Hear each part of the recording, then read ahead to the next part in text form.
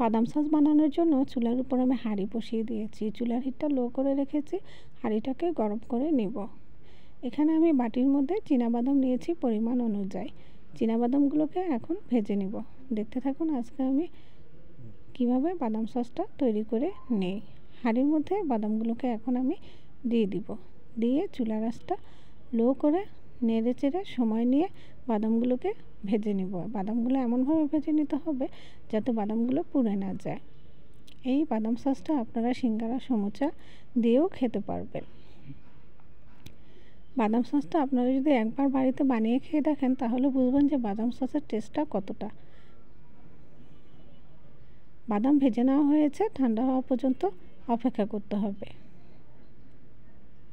বাদাম সস বানানোর জন্য এখানে এক বাটি পানির মধ্যে আমি তেঁতুল ভিজিয়ে রেখেছি সামান্য পরিমাণ।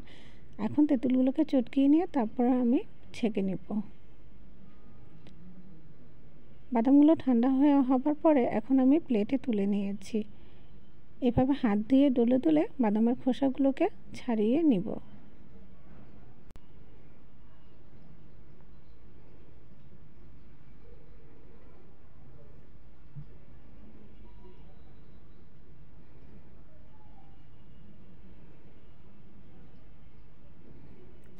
সবগুলো খোসায় ছাড়িয়ে নেওয়া হয়ে গিয়েছে। এখন বাদামগুলোকে ঝেড়ে ক্লিন করে নিব।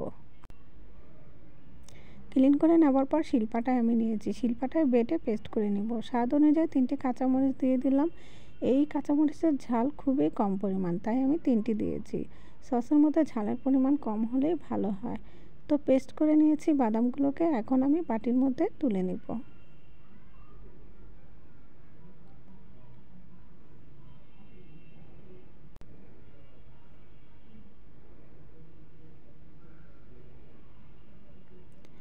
হাঁড়ির মধ্যে এখন আমি তেঁতুলের পানিগুলো দিয়ে দিব।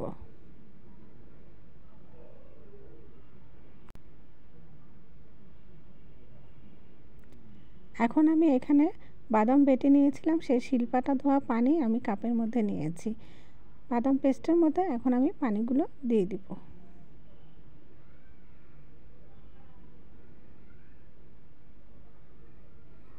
দিয়ে দিব স্বাদ মতো চিনি। ভালোভাবে এখন নেড়েচেড়ে পানির সাথে বাদাম পেস্টগুলোকে মিশিয়ে নেব।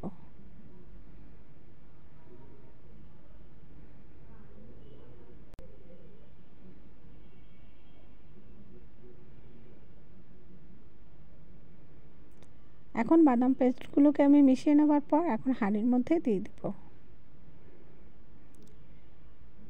দিয়ে ভালো মতো কিছুক্ষণ সময় নেড়েচেড়ে জাল দিয়ে নিব।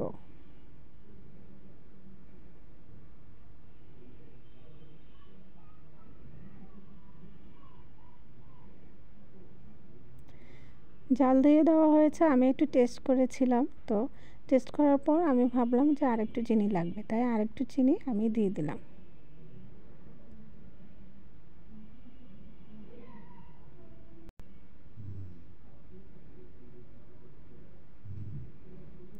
এখন আমি বাদাম সসের মধ্যে ভিনেগার মেশাবো।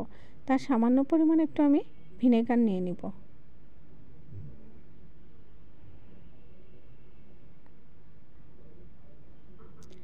এখন ভিনেগারটা আমি বাদাম সসের মধ্যে দিয়ে দিব।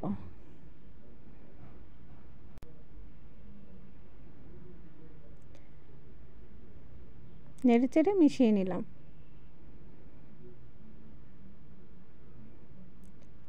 বাদাম সসটা হয়ে গিয়েছে। এর থেকে বেশি আর ঘনত্ব করা যাবে না, কারণ সসটা ঠান্ডা হয়ে গেলে আরও একটু পরিমাণে ঘন হয়ে যাবে।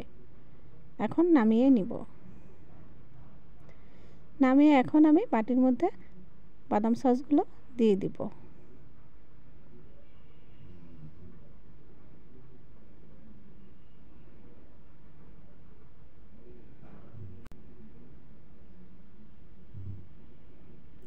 এখন আমি একটু চামচ দিয়ে দেখাচ্ছি, দেখেন কতটা ঘনত্ব হয়ে গিয়েছে বাদাম সসটা, চামচের গায়ে লেগে আছে।